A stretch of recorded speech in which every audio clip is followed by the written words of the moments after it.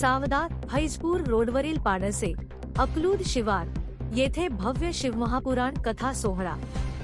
जळगाव जिल्ह्यातील यावल तालुक्यातील सावदा फैजपूर रोडवरील पाडसे येथील अकलूद शिवार तापी भुसावळ परिसर येथे भव्य शिवमहापुराण कथा सोहळ्याचे आयोजन करण्यात आले असून उत्तर महाराष्ट्रातील सुमारे 10 लाखांहून अधिक भाविकांची उपस्थिती अपेक्षित आहे।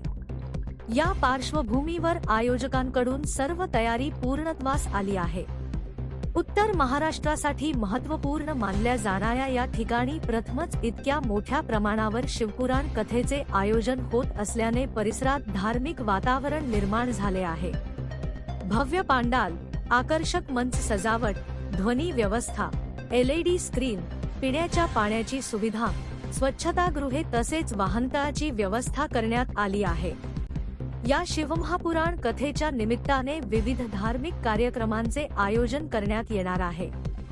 दररोज सकाळी आणि सायंकाळी कीर्तन, भजन, आरती तसेच विशेष महाप्रसाद वितरणाची व्यवस्था करण्यात आली आहे।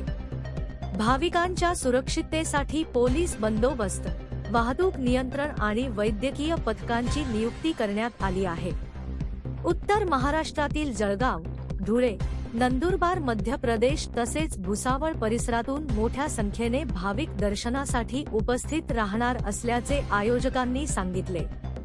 कार्यक्रमामुळे सावदा फैजपूर रोड परिसरात वाहतुकीत बदल करण्यात येण्याची शक्यता असून नागरिकांनी सहकार्य करण्याचे आवाहन करण्यात आले आहे।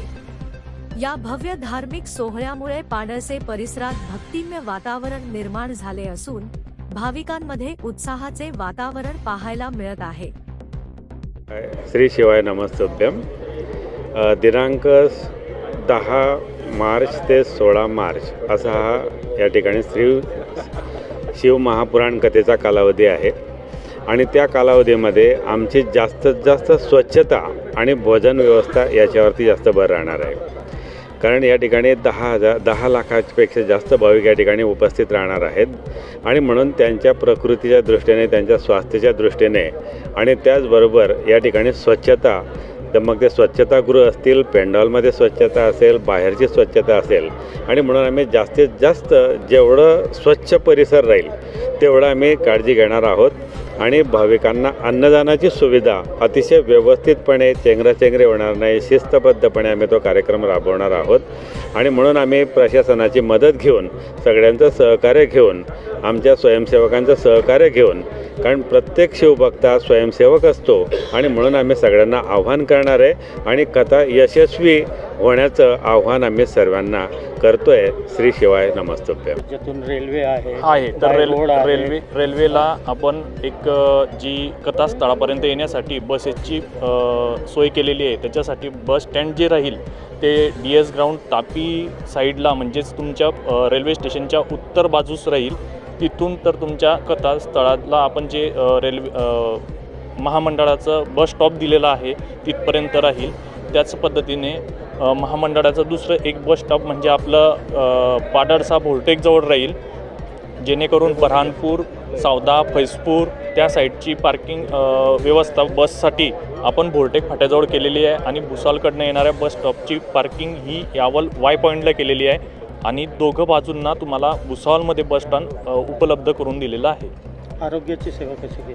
आरोग्यासाठी आपण उल्हास पाटील मेडिकल कॉलेज, शासकीय वैद्यकीय महाविद्यालय जळगाव आणि स्थानिक PSC सेंटर RH, त्याच्यानंतर भुसावळ RH, त्याच्याच पद्धतीने यावल RH आणि स्थानिक जे डॉक्टर आपल्या परिसरातील आहेत ते ह्या ठिकाणी सेवा आरोग्यासाठी देणार आहेत। काय बोलणार? 10 तारखेपासून ते 16 तारखेपर्यंत कथाचं आयोजन अकलूद या गावामध्ये करण्यात आलेलं आहे। नियोजन कसं असणार आहे आणि किती लोक भाविक इथे या ठिकाणी येणार आहेत?